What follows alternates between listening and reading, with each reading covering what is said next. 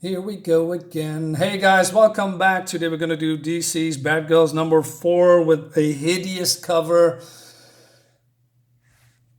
$4.99, guys. Okay, let's dive in, and I'm going to tell you what I think about it.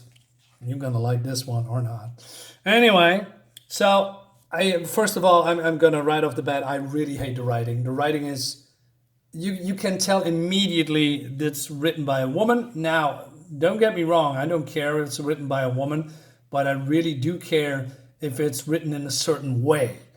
Now, I think, my opinion, that this art style, I'm not against this art style. I think it's actually good, but I don't think, well, good, I think it's fun to look at, but I think it's more better if this wasn't a DC comic or, with these characters in it. I think it would be way better if this is a brand new story with brand new characters from Image, from maybe IDW or AWA Upshot or Dark Horse, whatever. Not a DC comic. But hey, that's just me. So let me read you the atrocious, hilarious, not so hilarious story. This is the loft. It doesn't have a fancy code name or anything yet. It's a typical building from the Hill neighborhood, except for its very atypical inhabitants. Like Steph here, but you can call her Batgirl. And Cass, you can call her Batgirl too. I deliberately, use that voice to make a point here, but it's exactly how I read it. It's just, okay, so they are having a conversation now and they're talking about, okay, let's go with.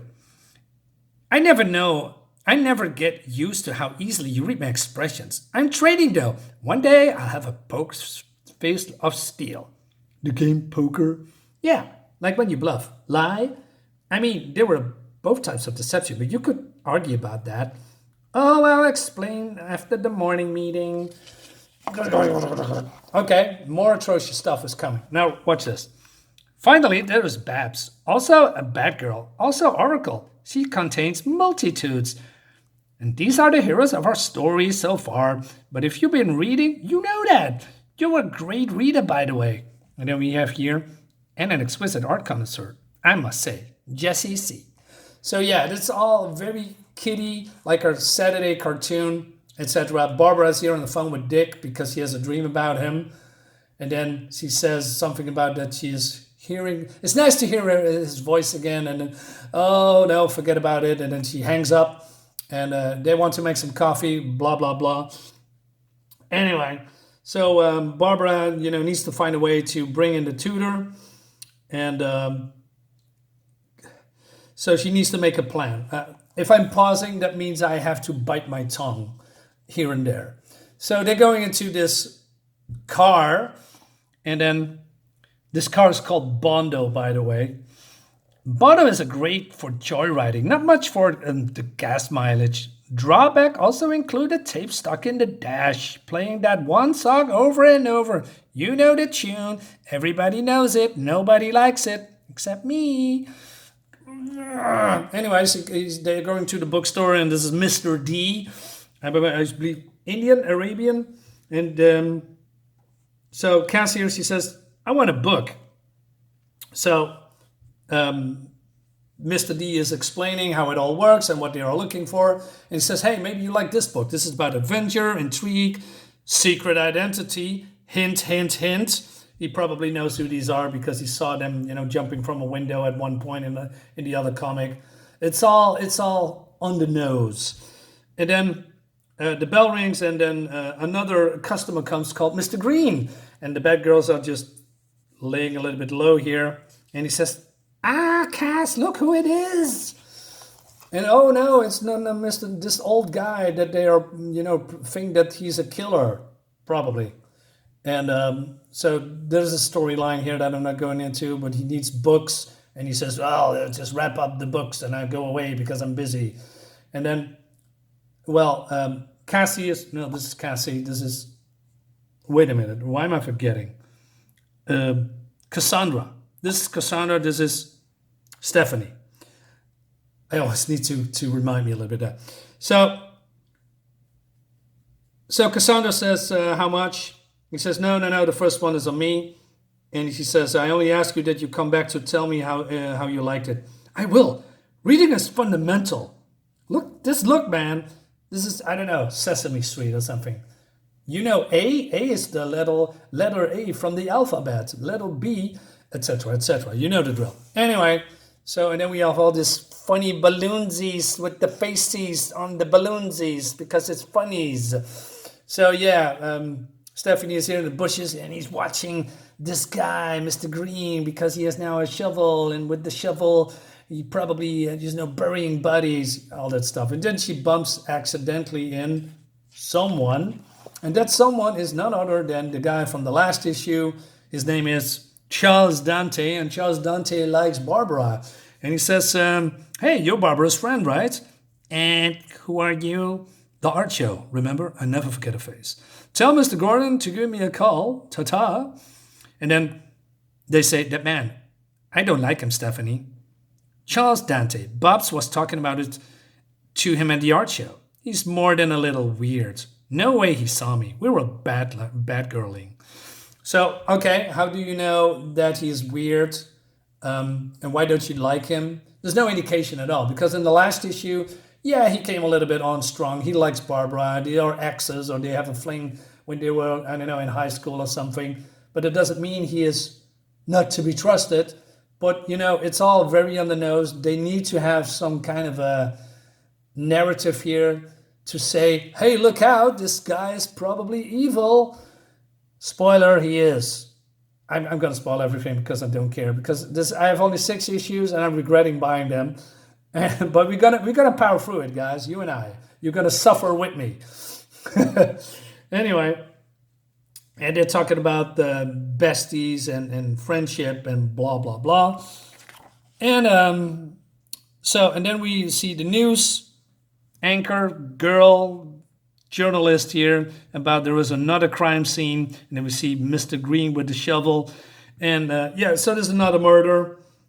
And they call it the Hill Ripper. That's what they call the killer. There's too many things going on in this comic, and I'm going to tell you a little bit later why. Anyway, so Barbara comes in. So, hey, you copy? Copy. Same copy. Good. Operations Teacher's Pet is active. The beacon cast planted on Tutor during the art show is active. Its location is pinged on your GPS. Let's keep it tight out there. Nobody likes you. You're going to get canceled so soon. And then more jokes. Moving on. And then we have here the Saints. Remember the Saints, from the first issue at the end? So they're going to follow them. So we have now the Tutor. We have the Seer, I believe. That's the OG villain. We have now 3 of the Saints. We have the Killer, So this 1, 2, 3, 4, 5, 6. You can call it as 1, but let's say 6. There's now 6 evil guys in 4 issues, but we are not done. All right. So they are here where the Tutor is. They found his location, and so Barbara gives them instructions. Copy. We stick to the plan, which was to pinch him a lot, right? Pfft. For your information, there's more to the plan, but not much, says the narrative here. Okay, so they're going in on their mark. So they are moving in free. And then they bursting in. What was that noise? What happened to Stealth? Thought a Big Bang might put the fear into him. No signs of life, though. So yeah, it seems that the Batgirls, forgetting where they came from, because they are bats, and bats use mostly stealth, shadows, darkness, quiet, observing. No, let's just burst in. Who cares? Nothing matters. So there's nothing here, and they seem very deductive very detectiving of say, oh, well, there's a rock here, and this looks pretty new. Let's see what's under it. Haha. Oh no, it's a trapdoor. Let's go in. Fist bump. Batgirls are on the case. Ugh. So they go down and more jokes about, afraid of spiders and rats.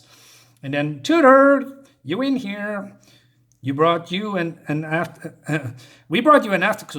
school snack.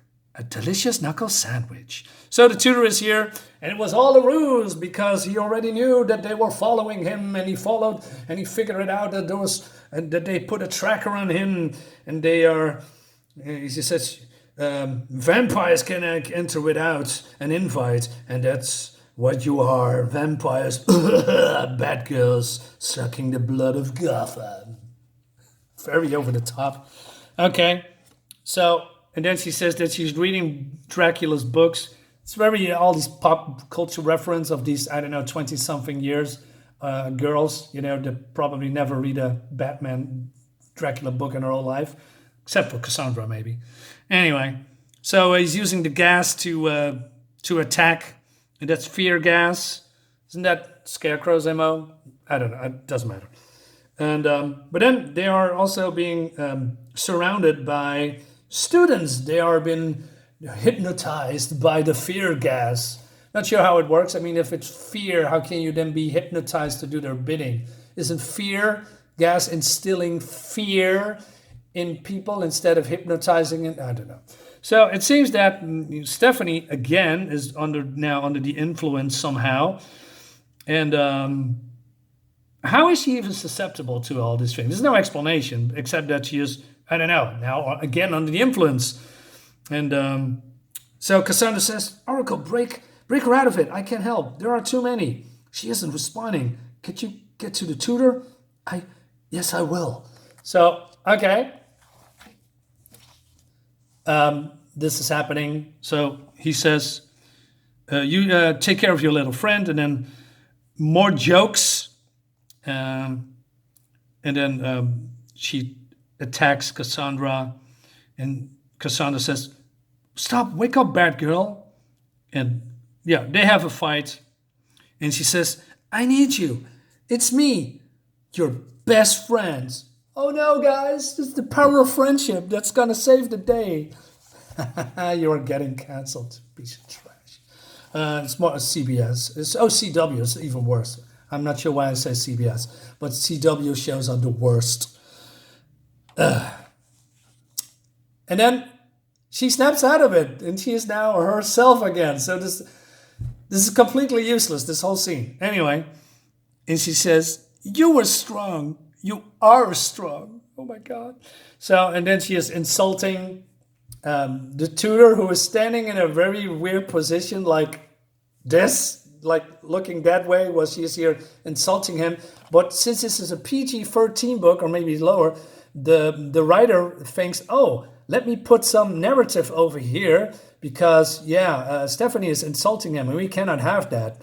It's all like cutesy and funny, etc. So, and then while he's standing here doing nothing with the clenched fist, she punches him. And he's just doing nothing except now.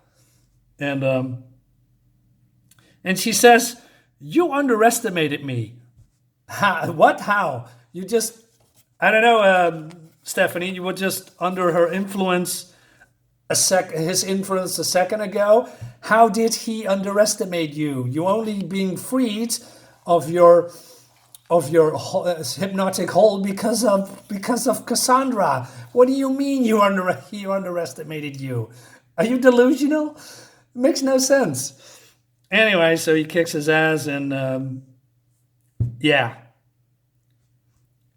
So they say, Oracle, Batgirl and I are about to bag and tag this guy. Can't be that. But then Barbara says, I really don't get this.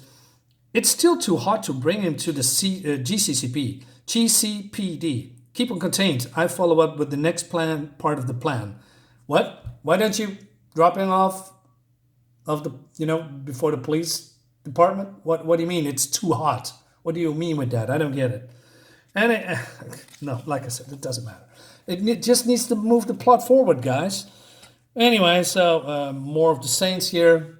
And then more stupid jokes about the cassette player being stuck in this freaking car, and they're gonna play this song over and over and over and over again. But Barb's plan here, she says, we're entering the final stage of Teacher's Pet. I arranged for you to drop the package off at Charles Dante's home office, sending your GPS a ping over. And she says, your ex's place? And then, oh no, she's not my ex. Blah, blah, blah. And she says he's a respected psychotherapist with a pedigree of helping some of the toughest patients at Arkham. Yeah, but he's a criminal. He needs to go behind bars. That's how it works, right? And then more jokes. And, okay.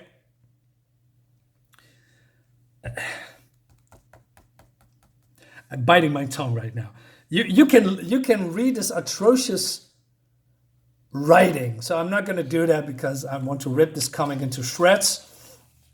I'm not even joking. So they are dropping this guy off of Barbara's ex-boyfriend or whatever.